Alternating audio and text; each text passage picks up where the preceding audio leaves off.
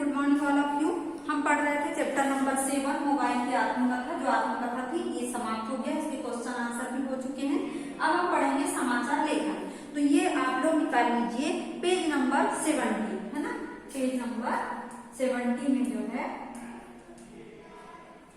ये हमको आज पढ़ना है। देखिए समाचार लेखन में हम आपको पढ़ के सुना रहे हैं, उसके बाद आपको क्वेश्चन नंबर 10 मतलब कि आओ करे 10 आपको होमवर्क में करना पड़ेगा। देखिए हम सभी को समाचार पत्र पढ़ने में बहुत आनंद आता है। समाचार पत्र में शीर्षक बहुत ही आकर्षक और सटीक होते हैं, जैसे मंगल पर पहुंचा मंगलयान, सेकंड है दिल्ली की हवा में फैला जहर, उसके बाद थर्ड एक मतलब टॉपिक दिया है शीर्षक जापान घूमकर दिल्ली पहुंची बुलेट ट्रेन। अब देखिए ये बॉक्स में दिया है कि एक समाचार किसी व्यक्ति, घटना, स्थान आदि के बारे में वास्तविक जानकारी प्रस्तुत करता है। एक लेख कहानी से अलग होता है। जहां एक ओर कहानी में लेखक की कल्पना का स्थान होता है, वहीं दूसरी ओर समाचार में घटना और तथ्यों का स्थान महत्वपूर्ण होता है। अब देखिए नीचे दिया गया एक उदाहरण है, व्हाट्सएप पर अब जाएंगे सिर्फ 5 संदेश, है ना। देखिए इसमें क्या लिखा है, जागरण ब्यूरो नई दिल्ली, जागरण ब्यूरो के बाद कॉमा और फिर नई दिल्ली। व्हाट्सएप या अन्य किसी भी सोशल नेटवर्किंग साइट पर संदेशों को आसानी से ज्यादा लोगों तक भेजा जा सकता है। यही कारण है कि किसी भी सच्ची या झूठी खबर को फैलाने का ये एक सशक्त माध्यम बन गया है। इसी के संदर्भ में सरकार ने संदेशों की सीमा को नियंत्रित करने का सुझाव दिया है। देश में मौजूद समय में व्हाट्सएप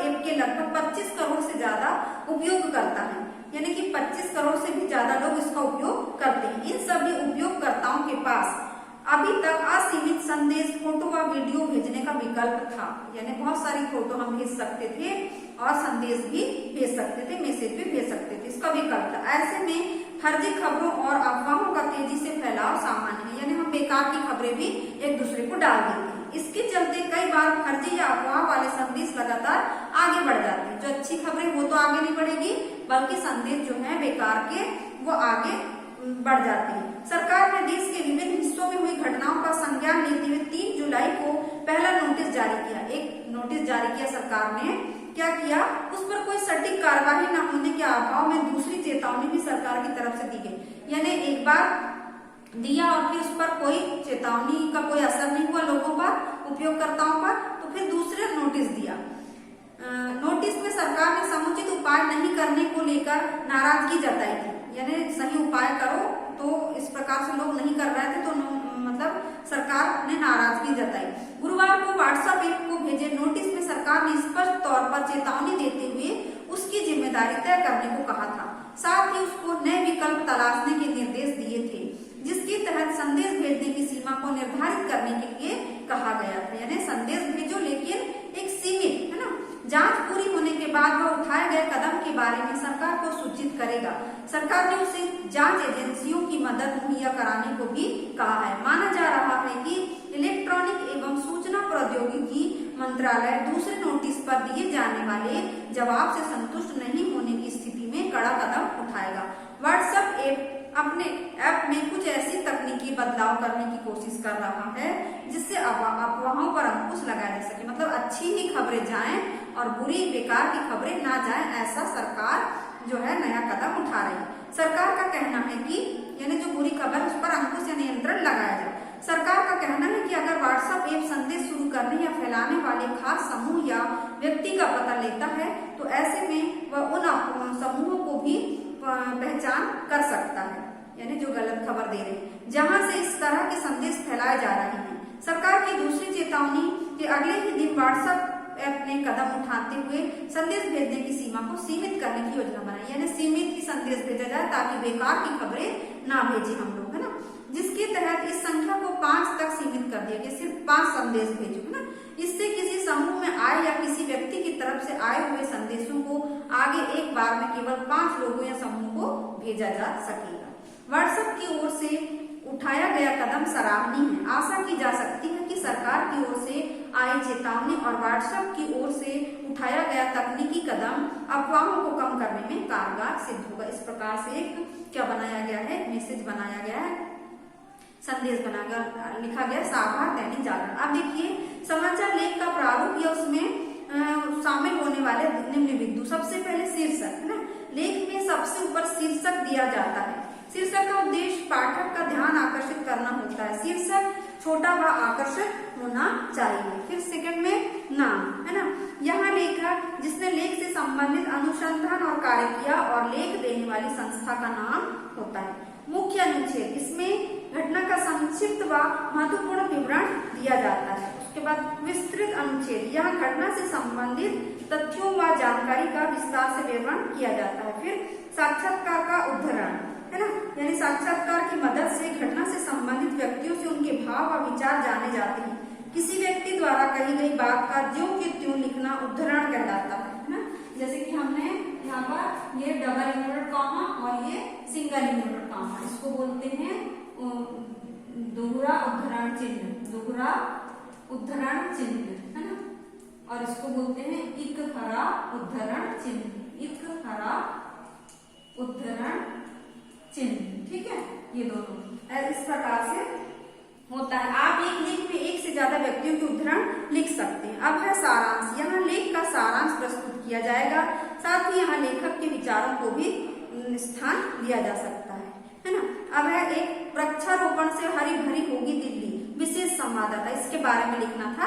एक और उदाहरण प्रस्तुत किए हैं, देखिए। नई दिल्ली में बढ़ते प्रदूषण का एक मुख्य कारण पेड़ पौधों का अभाव है। पेड़ों की अंधाधुंध कटाई के कारण स्वच्छ हवा नसीब नहीं हो रही है, जिसके कारण पर्यावरणीय असंतुलन की स्थिति पैदा हो गई है। पेड़ लगाकर व कुएं, तालाब, नदियों जैसे प्राकृतिक संसाधनों को बचाकर हम इस समस्या का निदान किया जा सकता है। इस समस्या को ध्यान में रखते हुए केंद्रीय विद्यालय की ओर से पौधे लगाने की एक मुहिम शुरू की गई है, जिसके तहत दिल्ली के अलग अलग क्षेत्रों में प्रतिवर्ष 101 पौधे लगाए जाएंगे। पर्यावरण संरक्षण को लेकर दैनिक जागरण की ओर से शुरू किए पेड़ लगाएं पेड़ बचाएं अभियान का आगाज 1 जनवरी 2018 को विद्यालय के प्रांगण में शानदार तरीके से हुआ, जिसके तहत विद्यालय के मैदान में विभिन्न प्रकार के पौधे लगाए गए। इसमें विद्यालय व क्षेत्र के प्रमुख राजनीतिक और सामाजिक हस्तियों ने भाग लेकर ग्रामीण व शहरी क्षेत्रों में जगह जगह पौधारोपण किया और लगाए गए पौधों की नियमित रूप से देखभाल करने का भी संकल्प लिया। इसके बाद विद्यालय ने अलग अलग समूह, जिसमें 10 विद्यार्थी और 2 शिक्षक थे, दिल्ली के विभिन्न क्षेत्रों में पौधारोपण के लिए गए। पहला समूह बुराड़ी विधानसभा क्षेत्र के कादीपुरा वार्ड में किया गया और वहीं उत्तरी दिल्ली नगर निगम की ग्रामीण विकास समिति की अध्यक्षा व निगम पार्षद उर्मिला राणा ने RWA के पदाधिकारियों, समाज सेवियों व ग्रामीणों की मौजूदगी में पौधारोपण किया। उन्होंने कहा कि भौतिक जरूरतों को पूरा करने के लिए आज तेजी से प्राकृतिक संसाधनों के दोहन के बीच यह अभियान मौजूद समय की जरूरत है। ऐसे में केंद्रीय विद्यालय इस अभियान को मुकाम तक पहुंचाने में सामूहिक कोशिश होनी चाहिए। उन्होंने लोगों से अपने घरों, सड़कों के किनारे, खाली स्थानों में अधिक से अधिक पौधे लगाने की अपील की और कहा कि इससे हम अपने आने वाली पीढ़ियों को स्वच्छ वातावरण उपलब्ध करा सकते हैं। उन्होंने कहा कि तेजी से तैयार हो रहे कंक्रीट के जंगलों ने गांव के प्राचीन जल स्रोत जैसे जोहड़, तालाब आदि को भी छीन लिया है, जिसका खामियाजा हमें भुगतना पड़ रहा है। इसी अभियान के तहत रोहिणी सेक्टर 13 मतलब 13 के पॉकेट 13 में रेसिडेंट वेलफेयर एसोसिएशन के सौजन्य से सेंट्रल पार्क में पौधारोपण किया गया। इस अभियान के तहत पॉकेट के सभी निवासियों ने इसमें बढ़ चढ़कर हिस्सा लिया। इस अवसर पर एसोसिएशन के प्रधान श्याम मोहन अग्रवाल ने लोगों को पर्यावरण के महत्व के बारे में बताते हुए समय समय पर पौधे लगाने का आह्वान किया है। उन्होंने कहा है कि पौधारोपण से तात्पर्य पर्यावरण की सुरक्षा के लिए पौधों को लगाना और हरियाली को फैलाना है।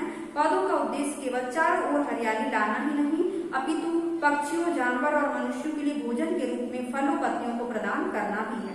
जैव विविधता को बनाए रखने के फर्नीचर, दरवाजे, खिड़कियां, बर्तन और सजावटी वस्तुएं जैसे विभिन्न चीजों के निर्माण के लिए लकड़ी, रबर और अन्य सामग्री को उपलब्ध करवाना, पानी, वातावरण, मिट्टी आदि का संरक्षण भी है।